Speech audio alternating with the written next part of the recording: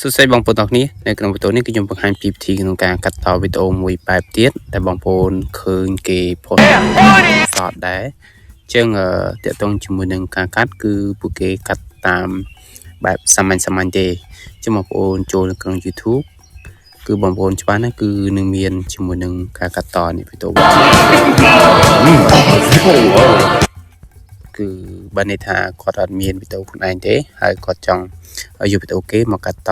ជាការរលុយនៅលើ YouTube Short អញ្ចឹងនៅក្នុងវីដេអូនេះគឺខ្ញុំបង្ហាញពីវិធីកាត់តបែបនេះអូខេអញ្ចឹងបងប្អូនឃើញនៅកន្លែងនេះគឺ 27k like ហើយ view ជាង ហើយការចែកម្លែកគឺ 245k អូខេអញ្ចឹងដើម្បីកាត់គឺបងប្អូនត្រូវវីដេអូប៉ានេះឬក៏វីដេអូមួយដែល viral នៅលើTikTok ក៏បាន YouTube Short ក៏បានបងប្អូន download មកក្នុងការ download គឺបងប្អូនអាចចុច copy link អូខេជើងបងប្អូនចូលទៅក្នុងកម្មវិធី TikTok download វីដេអូមកនេះអូខេជើងបងប្អូនចុច download មក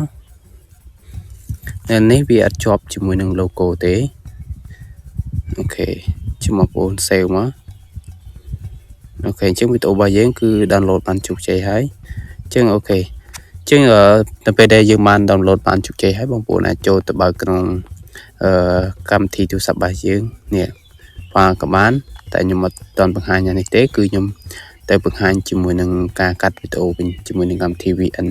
ចុះបងប្អូនចូលលើកម្មវិធី VN មកកន្លែងនេះបងប្អូនយកវីដេអូមួយមកអូខេអញ្ចឹងកន្លែងនេះគឺយើងយកជាមួយនឹង Side Picture អូខេកន្លែងនេះបងប្អូនយកប៉ុណ្ណេះមកហើយបងប្អូនត្រូវដាក់ជាមួយនឹងរូបភាពមួយដើម្បីកុំឲ្យ YouTube ចាប់អូខេជាងដាក់ប៉ុណ្ណេះក៏បានដែរអូខេបានហើយចាំបងប្អូនអូសរូបអីពេញជាមួយនឹងវីដេអូរបស់យើងមក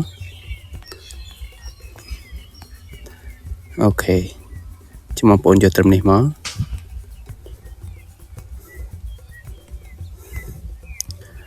អូខេចឹងកន្លែងនេះគឺបងប្អូនបន្ថយសំឡេងគេអស់មកបងប្អូនមិនចូលសំឡេងទេនេះអូខេបានប៉ុណ្ណេះហើយគឺបងប្អូនចុច render មកហើយបងប្អូនយក 4K មក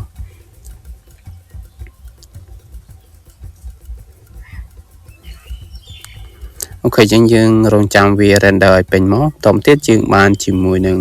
វីដេអូមួយដែលយើងអាចផុសចូលនៅក្នុង YouTube បានហើយបងប្អូនត្រូវចេះជាមួយនឹងការ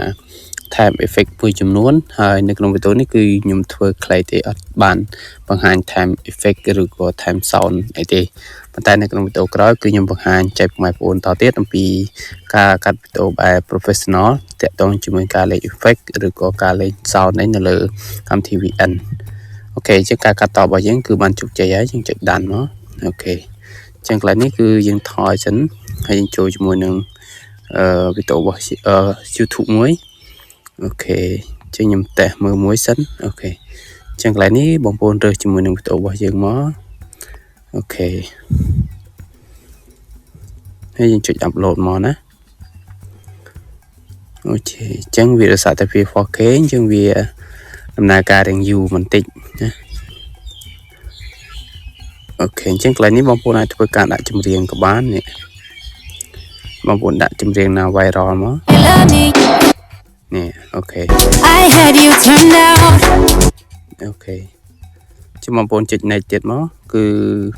យើងអាចផុសចូលនៅក្នុង YouTube Short បានហើយអូខេអញ្ចឹងយើងដាក់ថា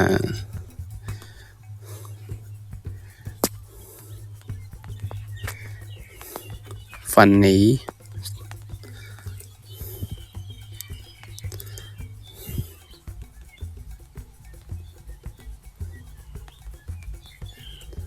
short video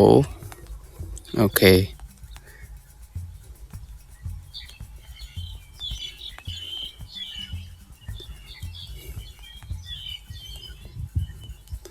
អូខេអញ្ចឹងយើងចុចទៀតមកយើងចុចបង្ហោះវីដេអូមក